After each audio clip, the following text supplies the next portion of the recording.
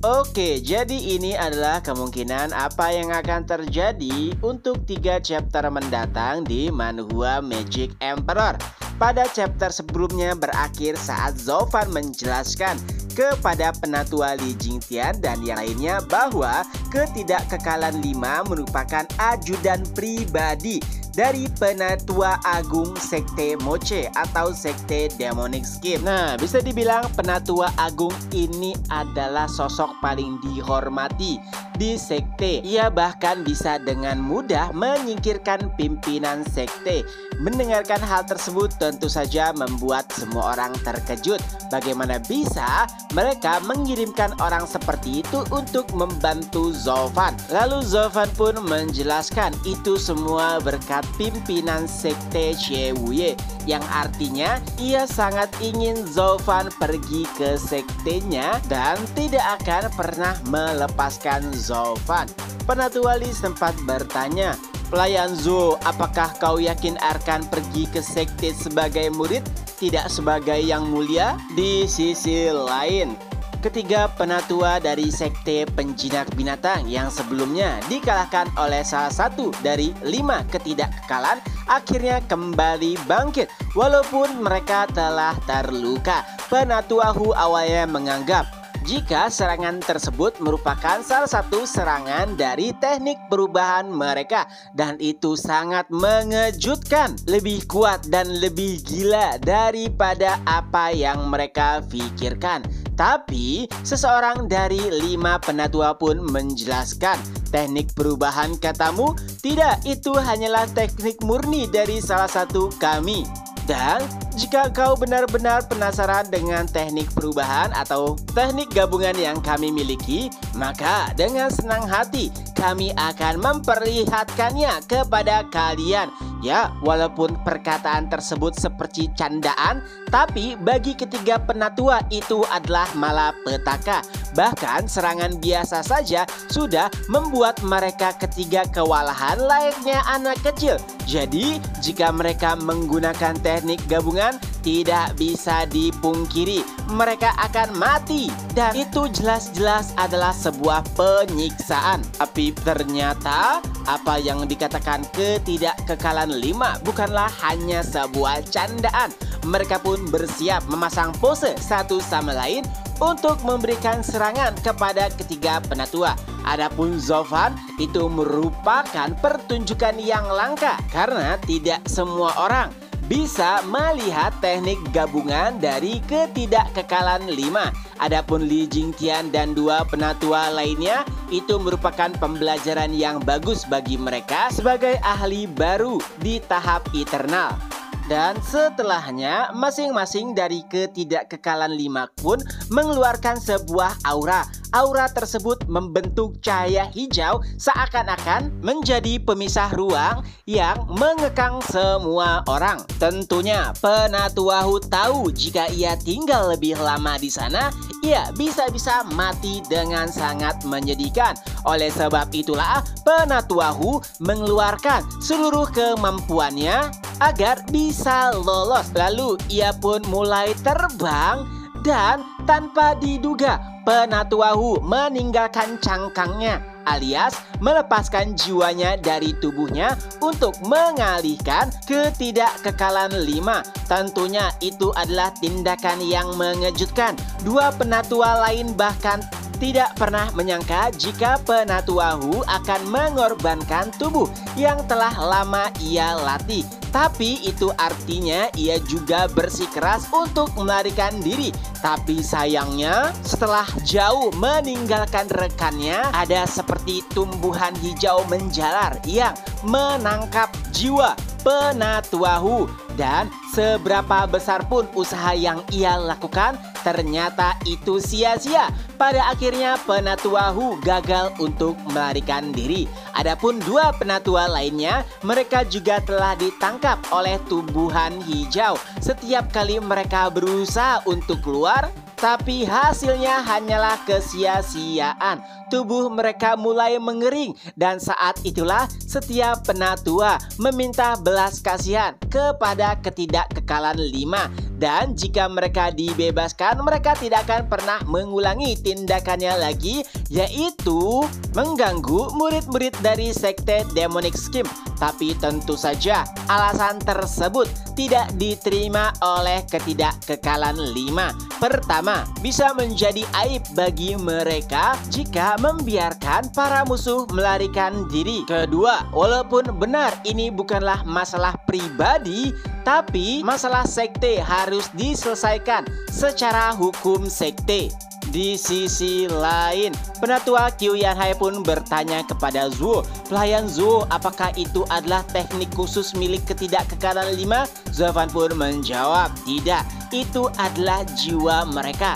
Saat kalian mencapai ranah eternal, seseorang bisa menciptakan jiwanya dengan metode kultivasi mereka. Seperti ketiga penatua dari sekte penjinak binatang, mereka bisa mengubah jiwa mereka menjadi hewan-hewan seperti harimau, serigala, dan ular. Adapun ketidakkekalan 5, jiwa mereka bukanlah tumbuhan yang melilit ketiga penatua, melainkan cahaya hijau. Dan cahaya hijau tersebut mengendalikan segala sesuatu yang berada di bawahnya. Penatua Li, dengan metode kultivasi yang kau gunakan, mungkin jiwamu merupakan naga hitam. Lalu Qiu Yanhai dan juga Shu Qing bertanya bagaimana dengan jiwa mereka berdua, dan Zofan pun menjelaskan, nah, karena dari awal mereka itu kultivasinya berkaitan dengan api dan juga es, maka jiwa mereka pastinya juga adalah api dan es. Lalu mereka kembali bertanya, apakah itu lebih baik dari 3 penatua dari sekte penjinak binatang? Tapi sayangnya tidak ada penjelasan pasti terkait dengan hal tersebut.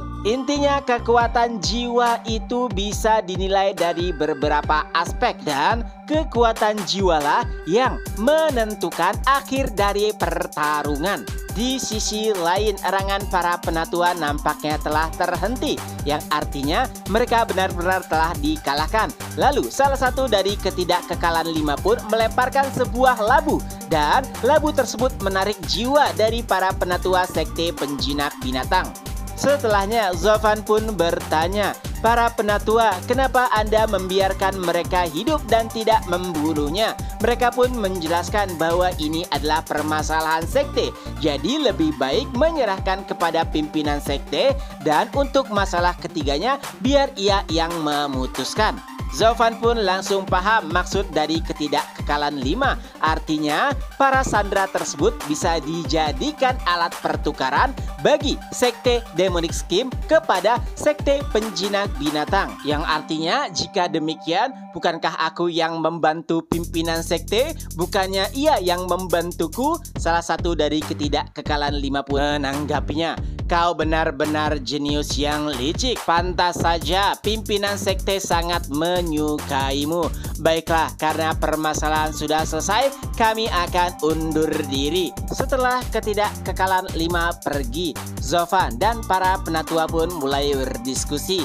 Yang intinya, kini mereka harus kembali ke medan pertempuran untuk membantu para pasukan yang telah berperang. Di lain sisi, nampaknya keempat macan Tian Yu telah berada di ujung tebing. Ya, hanya dengan 3 penjaga serigala, keempatnya nampak sangat kesulitan. Walaupun memang benar mereka adalah umpan dan bahkan siap untuk mati, tapi mereka sama sekali tidak terlalu kecewa jikalau rencana mereka berhasil. Akan tetapi, siapa sangka para penjaga serigala menawarkan, bagaimana jika kalian para pasukan Dugu bergabung dengan pasukan Quan Rong? Ya, daripada menghabiskan musuh, bukankah lebih baik melahap pasukan Dugu dan menjadikan mereka pasukan Quan Rong? Itu adalah tawaran yang masuk akal. Tapi keempatnya sama sekali tidak peduli karena lebih baik mati untuk mempertahankan tanah mereka sendiri. Dan saat itulah karena tawarannya ditolak, para sipir serigala pun berusaha untuk menghabisi keempatnya. Tapi tiba-tiba ia pun merasakan aura yang tidak menyenangkan dari balik hutan. Dan saat itulah para macan Tianyu bersorak. Nampaknya saudara kelima telah memulai pergerakannya. Ya, kami adalah umpan. Dan karena 7 penjaga serigala sedang berada di medan pertempuran, itu artinya tenda komandan tidak ada yang menjaganya. Saat itulah pasukan khusus yang dipimpin oleh macan kelima yaitu Luo Yunhai akan bergerak menyerang camp musuh. Dan jika pimpinan mereka telah didapatkan, bukankah pertarungan telah berakhir? Mendengar fakta tersebut, para penjaga serigala pun mulai panik. Dan tentunya mereka pun mulai bergegas menuju tenda komando. Di sisi lain, Luo Yunhai walaupun ia telah memimpin pasukan yang sangat mengerikan, tapi ia tidak terlihat terlalu bahagia. Alasannya karena semua yang ia pelajari di pasukan Dugu tidak akan terlalu berarti jika memiliki bawahan yang sangat-sangat kuat. Bahkan para pasukan harimau terbang bisa membasmi setiap pasukan yang ada yang melindungi camp musuh atau camp komando dengan sangat mudahnya. Hingga pada akhirnya salah satu dari pasukan naga terbang pun menghampiri Luo Yunhai. Ia merupakan ahli Rana Visi Dewa Puncak. Ia melaporkan jika seluruh musuh telah ditangani dan yang tersisa hanyalah seseorang di dalam camp komando saja. Lalu Luo Yunhai pun menjawab, dengan kekuatanmu, kenapa kau tidak ambil saja kepala pimpinan musuh? Dan pasukan mayat hidup pun menjelaskan, seperti apa yang diperintahkan oleh pelayan Zuo, Anda harus bergerak sendiri lalu mengambil kepala musuh. Dan jika sudah selesai, teriakan nama Anda di medan pertempuran, yang artinya Zaufan ingin jika segala kemuliaan berada di bawah nama Luo Yunhai karena telah mengambil kepala pimpinan musuh. Ya, tentu saja Luo Yunhai sangat paham sekali dengan pemikiran Zaufan. Jadi mau tidak mau, sambil didampingi dengan pasukan macan terbang, Luo Yunhai pun memasuki camp komando. Dan di sana nampak duduk seseorang dengan sangat percaya diri. Pertama, Luo Yunhai berkata, seperti yang aku dengar dari ayah baptisku, Anda merupakan sosok yang sangat sulit dihadapi. Tapi Anda telah melihat seluruh penjaga telah dikalahkan. Bukankah lebih baik untuk ikut denganku dengan tenang? Tapi Toba Tisan pun tertawa. Hahaha, dari mana bocah egois ini berasal? Apakah menurutmu jika menangkapku maka permasalahan atau pertempuran akan selesai? Dari jawaban tersebut, Luo Yunhai pun langsung sadar. Oh, jadi ternyata Anda bukanlah Toba Tisan yang asli. Seperti apa yang disampaikan oleh pelayan Zuo bahwa kemungkinan rencana A akan berhasil hanyalah 10%. Dan ia tahu kemungkinan besar Toba Tisan akan melarikan diri saat ada yang menyeram camp komando, yang artinya mereka akan melanjutkan ke plan B. Luo Yunhai pun perlahan meninggalkan camp komando dan mengabaikan si palsu. Tentu saja itu mengherankan. Si palsu bahkan sudah bersiap untuk mati. Ia bertanya kenapa Luo Yunhai meninggalkannya begitu saja. Dan Luo Yunhai pun menjawab, seperti apa yang pernah dikatakan oleh pelayan Zuo, untuk apa mengambil nyawa seseorang yang tidak bisa melakukan apapun. Lalu setelah Luo Yunhai meninggalkannya, pasukan serigala sipir pun muncul. Mereka dipimpin oleh Zalahan. Ya, ia sangat marah karena pasukan Luo Yunhai menghancurkan camp komando. Tapi Luo Yunhai masih nampak tenang, walaupun Zalahan berusaha memojokkannya. karena ia telah membawa 1/2 juta pasukan. Adapun pasukan Luo Yunhai sendiri, dari apa yang ia rasakan, mungkin hanya sekitar 100.000 orang. Tentunya ada alasan kenapa Luo Yunhai sangat tenang, karena pasukannya merupakan pasukan yang sangat gila. Mereka hanyalah boneka perang yang tidak memiliki emosi dan juga perasaan. Lalu seperti apa yang dikatakan oleh pelayan Zuo, bahwa terkadang angka tidak menjadi penentu untuk kemenangan setiap pertempuran. Tapi sayangnya di sini para sipir serigala meremehkan kemampuan Luo Yunhai dan para pasukannya, karena yang mereka tahu pasukan terbesar di Tianyu hanyalah pasukan Dugu saja. Jadi mereka tidak tahu pasukan apakah yang dibawa oleh Luo Yunhai, dan ketidaktahuan itulah yang akan menghancurkan mereka. Chapter pun berakhir. Nah, jadi itulah kemungkinan apa yang akan terjadi untuk Manhua Magic Emperor 3 chapter mendatang. Semoga terhibur. Ketemu lagi di next video. Bye-bye.